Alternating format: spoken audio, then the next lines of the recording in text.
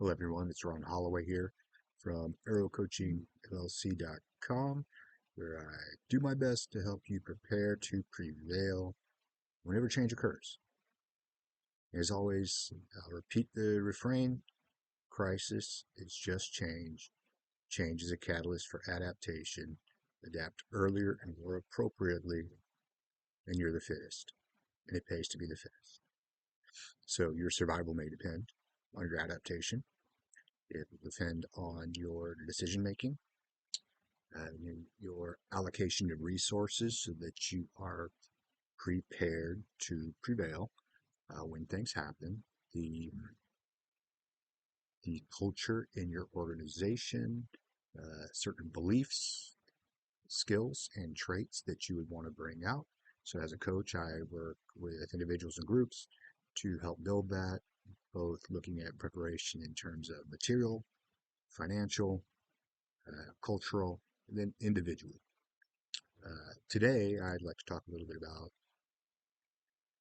ways to make decisions in high stakes situations, set yourself up for success. And I am drawing from the military intelligence process. I guess is the national intelligence process.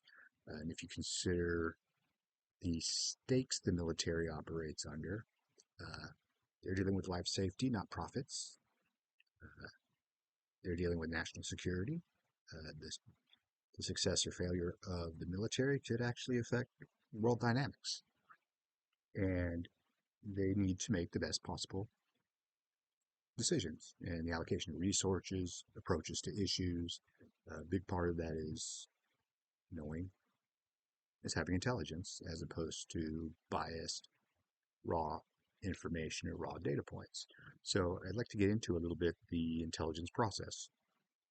So the first step is you have something to achieve, and then you say, what are my information gaps? What do I need to consider? You have some basic priority intelligence requirements, outlines, things you need to consider when planning an operation. You say troop strengths, equipment, readiness, public support. You can gather a lot of stuff.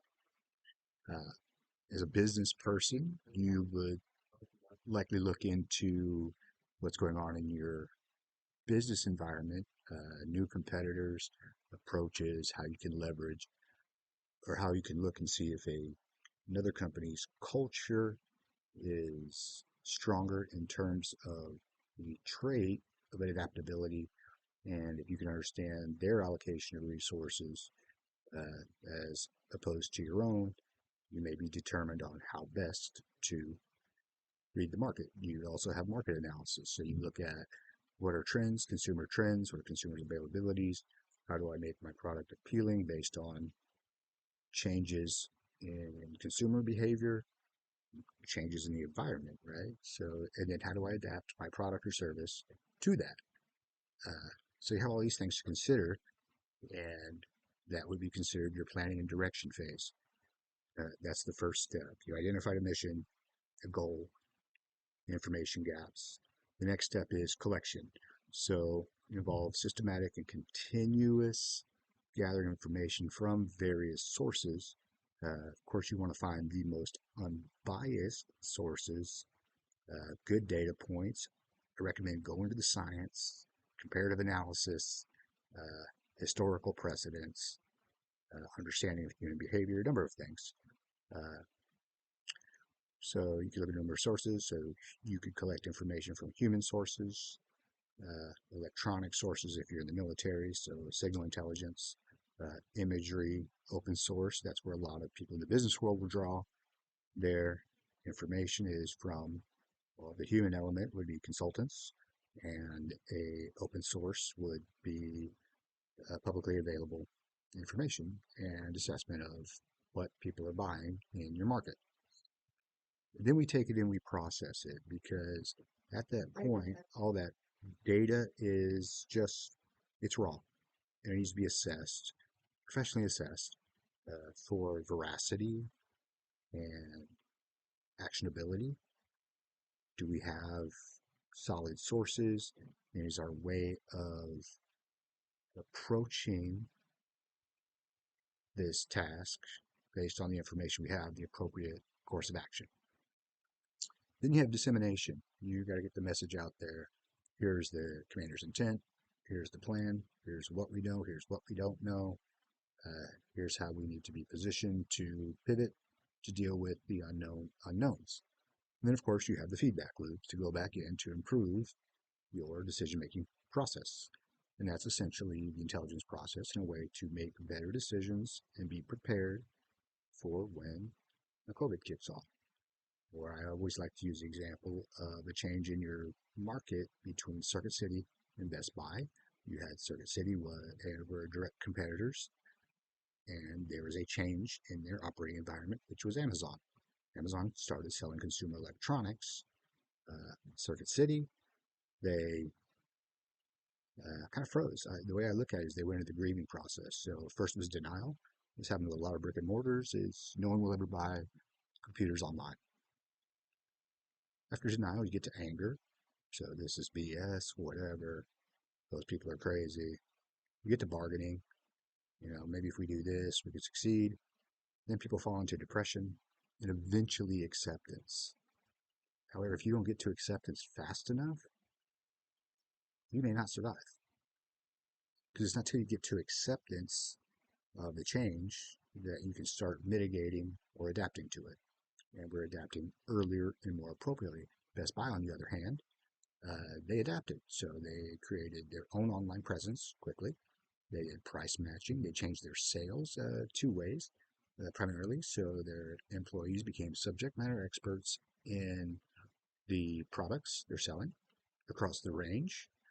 Also, they started marketing to the wives as well as the husbands, knowing in consumer behavior, the wife may hold the purse strings or has a say. So they're broadening their target market. They've done other things, such if you go into a Best Buy, you'll see home theater systems, television installation. They sell appliances. I don't think at this time Amazon is the place people go for appliances. And they created the Geek Squad. People don't send their computers to Amazon to get fixed. The scorecard holder in public is the Geek Squad. So they have all these other lines of revenue that you consider adaptation to change. Circuit City went out of business, and Best Buy, their revenue last year was $46 billion, and they're the last one standing. All of their direct competitors are gone. Now they have some competition with wholesale stores like Costco and Walmart. But as far as pure electronics, consumer electronics, they've beaten everyone. They adapted earlier, they adapted appropriately, and they are the fittest. And they survived. They not only survived, they thrived because they were the last ones left. So some things to consider. Again, the intelligence process, we're looking at planning and direction, collection, processing, analysis, dissemination, and feedback, so you're constantly improving. I hope you find that useful as you look forward, especially with all the changes going on in the world, major shifts in consumer behavior, shifts in culture, shifts in international dynamics, the presence of the pandemic, and that some people bought toilet paper, some of us were looking at Zoom stock. All right, guys. Live well and prosper. I hope this provided value for the time you've invested, and be prepared to prevail.